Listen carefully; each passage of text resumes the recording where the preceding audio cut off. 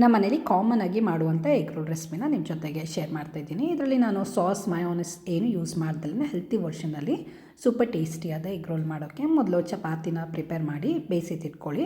ನಂತರ ಬಾಯ್ಲ್ ಮಾಡಿರೋಂಥ ಎಗ್ನ ಕಟ್ ಮಾಡಿಕೊಂಡು ಸಪ್ರೇಟಾಗಿ ಎತ್ತಿಟ್ಕೊಳ್ಳಿ. ಒಂದು ಪ್ಯಾನ್ಗೆ ಸ್ವಲ್ಪ ಎಣ್ಣೆ ಹಾಕಿ 2 ಈರುಳ್ಳಿ ಮತ್ತು 1 ಕ್ಯಾಪ್ಸಿಕಮ್ ಉದ್ದಕ್ಕೆ ಕಟ್ ಮಾಡ್ಕೊಂಡು ಹಾಕಿ, ರುಚಿಗೆ ತಕ್ಕಷ್ಟು ಉಪ್ಪು, ಸ್ಪೈಸಸ್ಲಿ ಖಾರದ ಪುಡಿ, ಪೆಪ್ಪರ್, ಜೀರಾ ಪೌಡರ್, ಅರಿಶಿನ ಪುಡಿ, ಸ್ವಲ್ಪ ಗರಂ ಮಸಾಲನ ಹಾಕಿ ಹಸಿ ಸ್ಮೆಲ್ ಹೋದ್ಮೇಲೆ ಬಾಯ್ಲ್ ಮಾಡಿರೋಂಥ ಎಗ್ನ ಹಾಕಿ ಚೆನ್ನಾಗಿ ಮಿಕ್ಸ್ ಮಾಡಿಕೊಂಡು ಸ್ಟಫಿಂಗ್ನ ರೆಡಿ ಮಾಡ್ಕೊಳ್ಳಿ.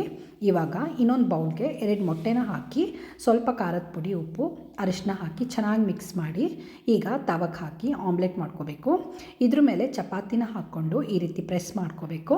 ನಂತರ ಒಂದು ಪ್ಲೇಟಿಗೆ ತೆಗೆದಿಟ್ಕೊಂಡು ಇದ್ರ ಮಧ್ಯದಲ್ಲಿ ನಾವು ಏನು ರೆಡಿ ಮಾಡ್ಕೊಂಡಿದ್ವಲ್ಲ ಆ ಸ್ಟಫಿಂಗ್ನ ಹಾಕಿ ಜಸ್ಟ್ ಈ ರೀತಿ ಫೋಲ್ಡ್ ಮಾಡಿಕೊಂಡ್ರೆ ಸೂಪರ್ ಟೇಸ್ಟಿ ಆ್ಯಂಡ್ ಈಸಿಯಾಗಿ ಮಾಡ್ಕೊಳ್ಳೋ ಅಂಥ ಡಬಲ್ ಎಗ್ ರೋಲ್ ರೆಡಿ ಆಗುತ್ತೆ. ನೀವು ಕೂಡ ಟ್ರೈ ಮಾಡಿ. Thank you.